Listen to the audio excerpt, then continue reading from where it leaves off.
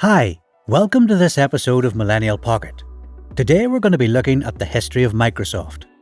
Microsoft is a technology company that produces computer software, consumer electronics, personal computers and much more.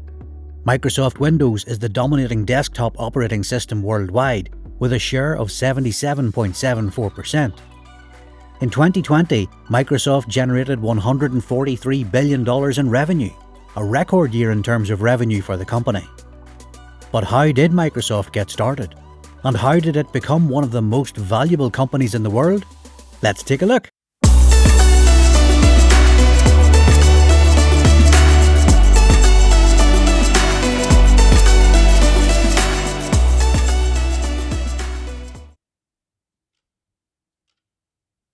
In 1968, Bill Gates and his friend Paul Allen, when they were in high school, learned to code by renting time on microcomputers belonging to Computer Center Corporation, which banned Gates and Allen for the summer after it caught them exploiting bugs in the operating system to obtain free computer time. Later on, the young students formed Lakeside Programmers Club to make money by teaching a computer programming course to younger students in the fall of 1970. And at the end of the ban, Computer Center Corporation offered them a job to find bugs in its software in exchange for extra computer time. With the help of partner Paul Gilbert, at the age of 17, Gates and Allen ran their own small company, Trafodata, while in high school, for counting city traffic. Their venture didn't last too long, because Gates left Seattle to attend Harvard University and Allen enrolled at Washington State University. In 1974, while Gates was studying at Harvard, he came across the Altair 8800 computer and decided with Allen that he wanted to implement software to make it an affordable and better personal computer. Gates called MITS, makers of the Altair, and offered his and Allen's services to write a version of the new basic programming language for the Altair. After 8 weeks, Allen and Gates demonstrated their program to MITS, which agreed to distribute and market the product under the name Altair Basic. The deal inspired Gates and Allen to form their own software company. Thus, Microsoft was started on April 4, 1975 in Albuquerque, New Mexico, with Gates as its first CEO.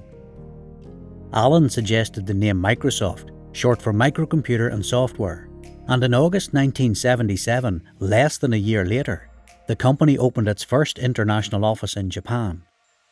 In 1979, the company moved to Bellevue, Washington, and 2 years later it was incorporated under the name Microsoft Inc.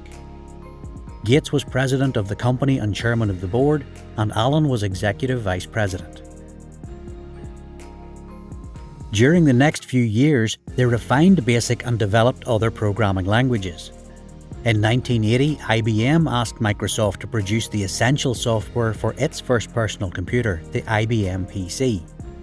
Microsoft purchased an operating system from another company, modified it, and renamed it MS-DOS, Microsoft Disk Operating System.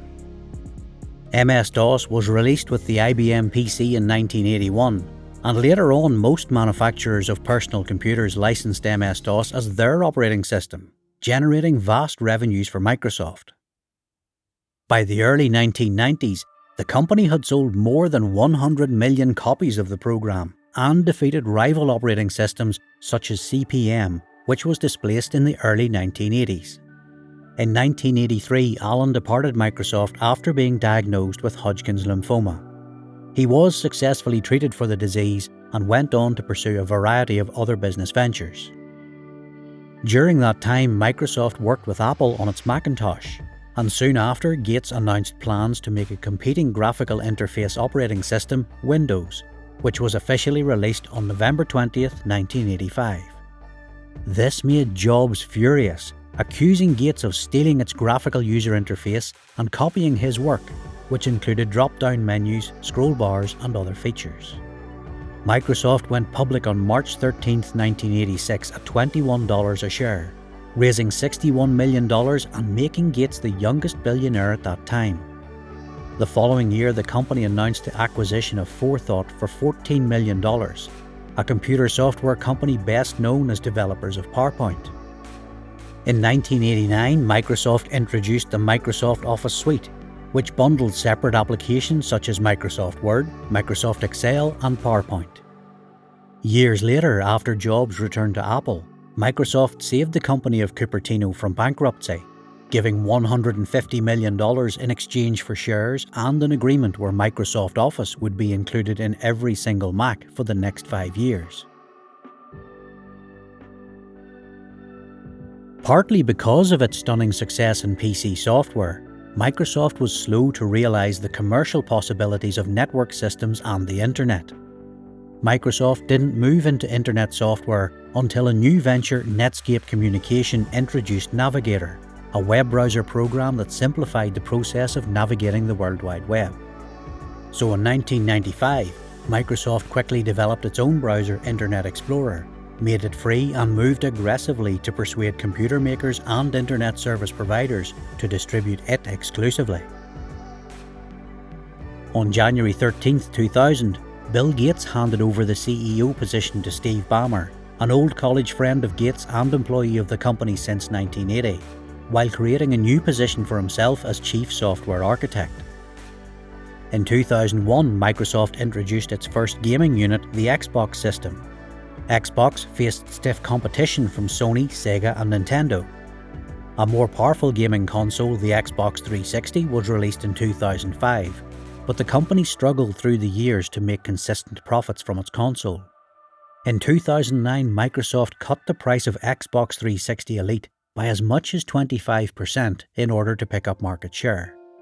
The move was successful, and by 2010 the Xbox 360 was the most used game console in the US. Microsoft also moved into cloud computing, where application software and data storage are provided by centralized internet services and are simply accessed by users through their local PCs. Microsoft's first move was with its Windows Azure platform, announced in 2008 and launched in 2010. Azure, which today is one of the leaders in the cloud industry, lets service providers or businesses build computing infrastructure in the cloud and then offer the infrastructure as services to users. In 2009, Microsoft hoped to change the search engine market dynamics with the release of Bing, a decision engine designed to display more retrieved information in search pages than was typical, thus enabling better informed decisions concerning what links to follow, or in some cases, displaying enough information to satisfy the original query. Between 2011 and 2013, the company made two important acquisitions: Skype for $8.5 billion, a video communication company, and Nokia for $7.2 billion, a consumer electronics and telecommunication company. Decisions that didn't pay well. In 2012, Microsoft made its first foray into the computing hardware market with the announcement of Microsoft Surface, a series of touchscreen-based personal computers and interactive whiteboards. In the year after launching the first Surface Book, Microsoft took 3.8%, and by 2019, that percentage increased by almost 5 times to 18.6%. On February 4, 2014, Steve Ballmer stepped down as CEO of Microsoft and was succeeded by Satya Nadella, who previously led Microsoft's Cloud and Enterprise division. Under Nadella, the company made 3 important acquisitions. In 2014, it acquired the video game development company Mojang, best known for Minecraft, for $2.5 billion. In 2016, it made an even larger acquisition with its $26.2 billion purchase of the career-focused social networking company LinkedIn. And in 2018, Microsoft announced the acquisition of GitHub for $7.5 billion, a provider of internet hosting. In 2016, the company decided to make a big move into the virtual reality space with its HoloLens, a pair of mixed reality smart glasses. Marketing such a product won't be easy if the price is too high, but the user base is there. A mainstream market approach would also help get more developers on board, thus expanding the ecosystem and creating new use cases. After Gates and thanks to Nadella, the company retained its top spot in both business and consumer segments, including operating systems, productivity software, and online gaming services. It also had competitive products in almost all areas of business information technology and applications. Microsoft's core strengths and most of its profits were to be found on its business side, where it set global standards with its products. Nevertheless, Microsoft's management understood that the company also had to have a major, if not a dominant presence in consumer markets, as improvements in information technology continued to blur the line between personal computing and business computing. What do you think about Microsoft? What's going to be their next move? Would you invest in it? Please let me know in the comment section below. Leave a like if you got some value from this video, and subscribe to the channel if you want to see more videos like this. Feel free to follow us on Instagram, we post every day there.